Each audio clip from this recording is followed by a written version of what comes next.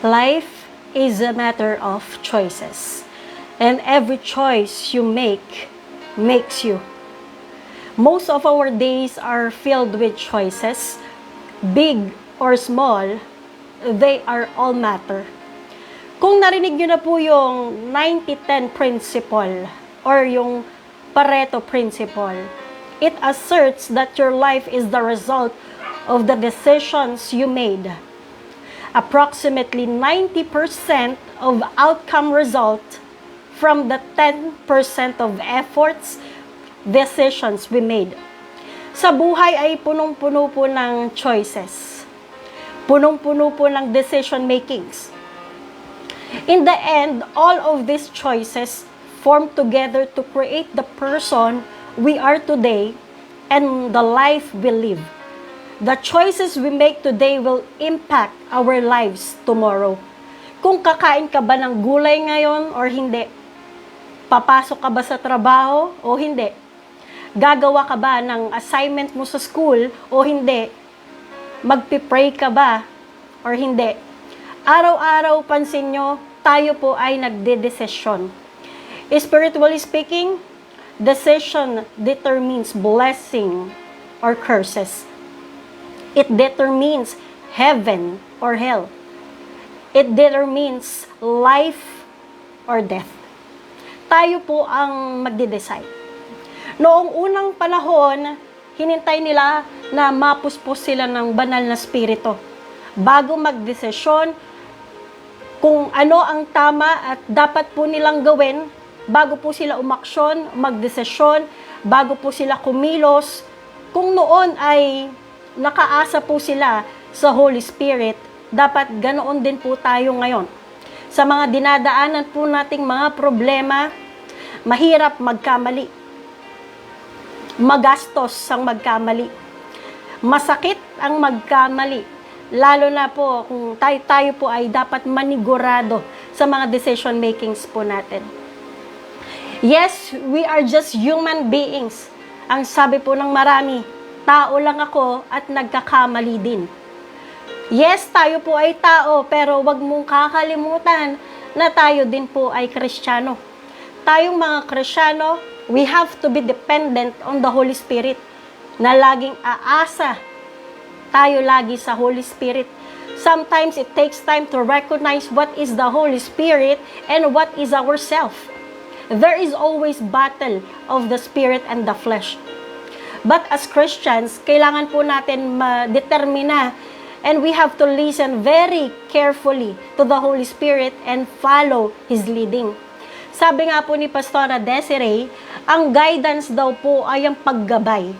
Kung papaano po tayo patnubayan po ng Panginoon, papaano po tayo gabayan po ng ating Panginoon. Mapa-Old or New Testament, mga kapatid, ang mga Kristiyano po noon ay umaasa sa Holy Spirit. Pagdating sa mga bagay na dapat pagdesisyonan, sila po ay umaasa sa sinasabi po ng banal na Spirito. Dapat ganoon din po tayo. Tayo po ay dinisenyo po ng Panginoon na mapalapit po sa Panginoon. Ang pagdedesisyon ay hindi nakabase sa emosyon po natin. Dahil kapag magde-decide po tayo out of our emotions, magkakamali po tayo dahil ang pakiramdam ay nagbabago. Dahil ang isip ay pabago-bago. Ang sabi po ni Pastor Boy, hindi dapat dadaan o lilipas ang isang linggo na hindi po tayo puspos ng banal na spirito. Dahil kung hindi, there is something wrong. Dahil magkakamali po tayo, papalpak po tayo, mapapahamak po tayo. Dapat tayo po ay mga taong spiritual led. Ang sabi po ni Pastor Marvin, ang taong patuloy na umaasa sa Diyos ay igagayad po ng Diyos. Amen.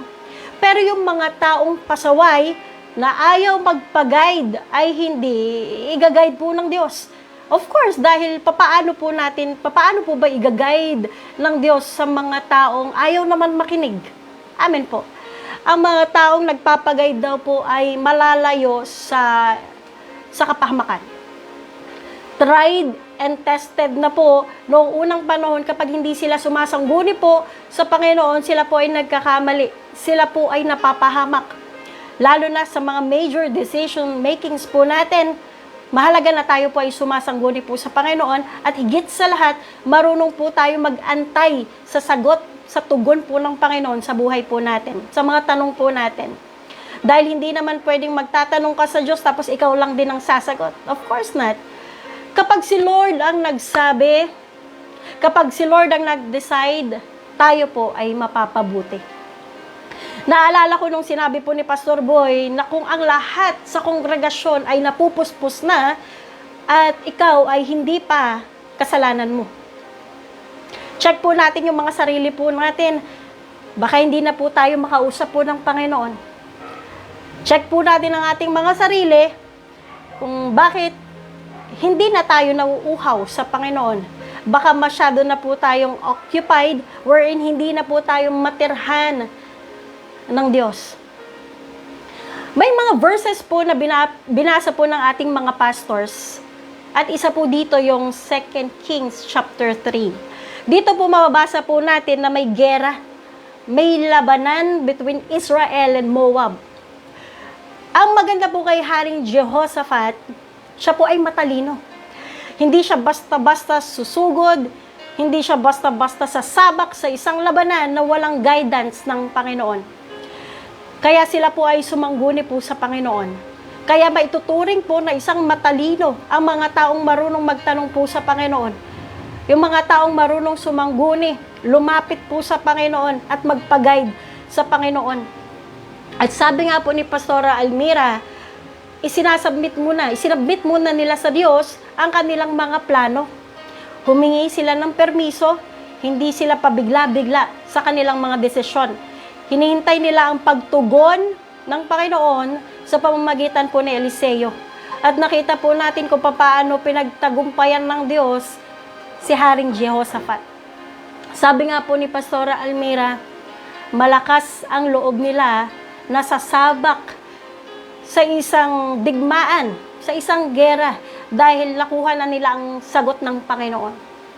Nakuha na po nila ang rema sa Panginoon.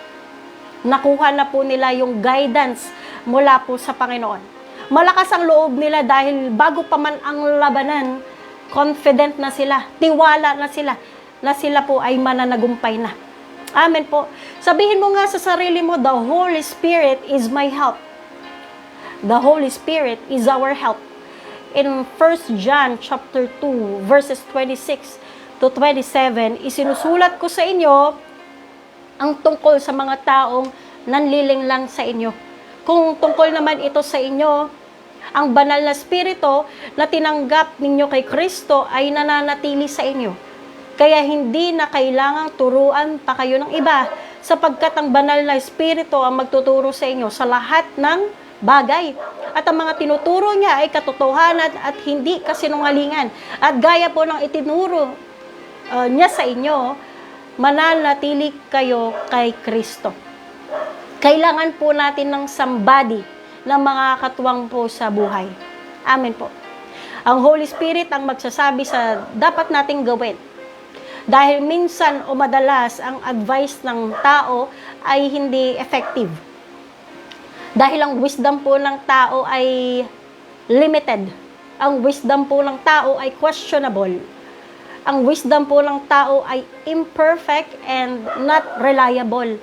Kailangan natin ng rema, mga kapatid. Kailangan natin ng sagot sa mga katanungan natin mula sa Panginoon, lalo na sa mga bagay na malabo para po sa atin.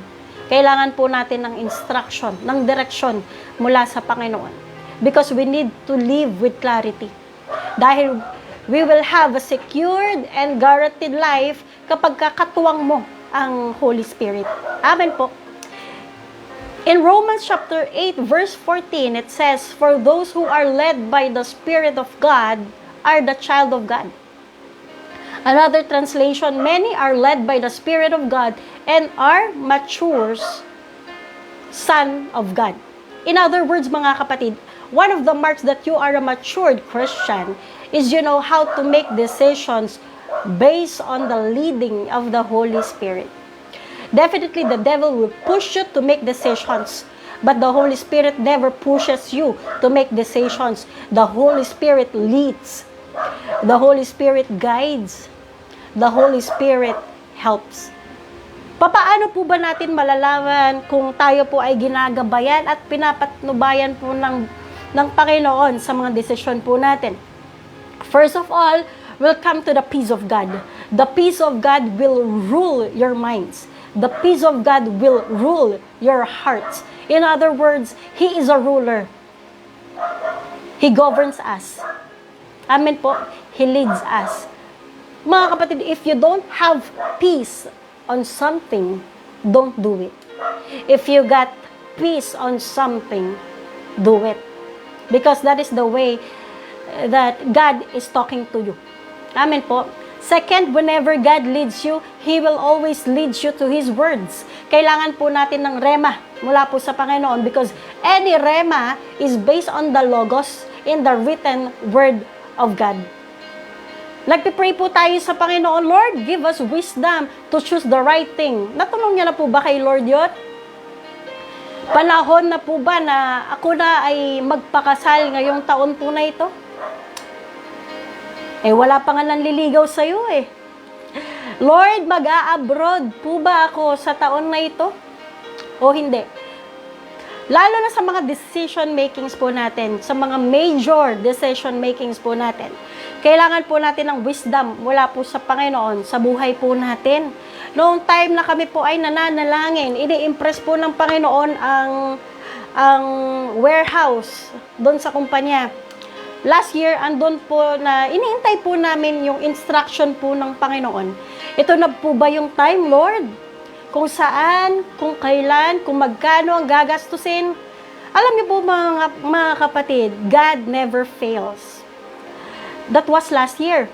And this year po, mga kapatid, so timely na mag-end of contract na ho kami sa warehouse na nirerentahan po namin sa Zambales.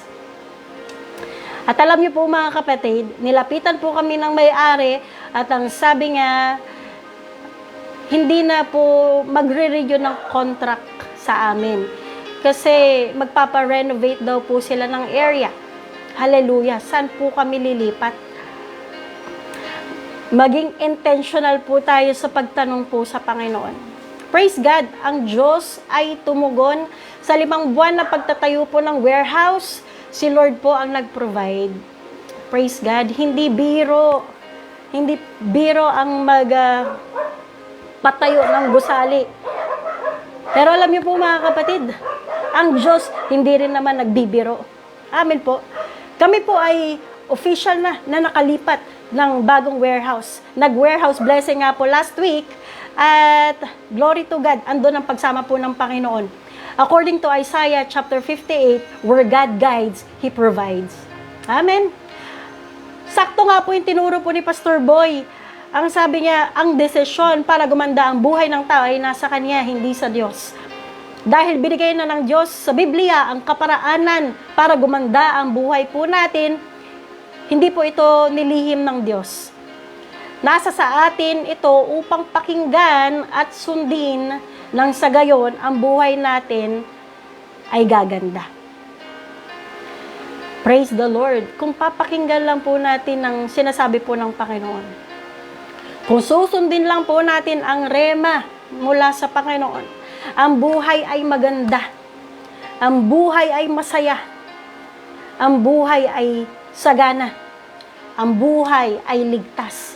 Kailangan natin kumonsulta sa eksperto, mga kapatid. Ito po ay walang iba, kundi ang ating Panginoon na lumikha po sa atin. Ang Diyos ng mga Diyos, ang Hari ng mga Hari, sa Diyos na makapangyarihan sa lahat. Because we can never go wrong kung sa Diyos po tayo sasangguni. Amen po.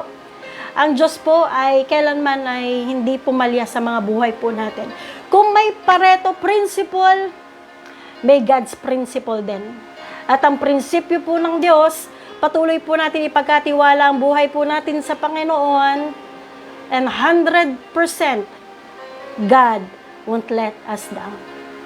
Ito lang po sa hapon po na ito, tayo po ay manalangin. Yes, so God, Ama, sa pangalan ng Panginoong Jesus, Lord, thank you for this wonderful afternoon, sa mensahe mo sa bawat isa sa amin, sa revelation mo, Panginoon, sa bawat isa sa amin. Lord, dalangin namin, O God, na patuloy na bigyan mo kami ng wisdom sa mga decision makings namin. At hayaan mo, Panginoon, na maging klaro ang aming mga pandinig, Panginoon, sa mga instruction mo, sa mga direction mo sa bawat isa sa amin. Patuloy, O God, sa buhay namin ito, Lord, Ikaw ang siyang mapaparangalan. Salamat, O Diyos, sa iyo po namin ibinabalik ang lahat ng kapurihan sa dakilang pangalan ng aming Panginoong Jesus. Lahat po tayo ay magsabi ng Amen. Magandang hapon po sa ating lahat. God bless po.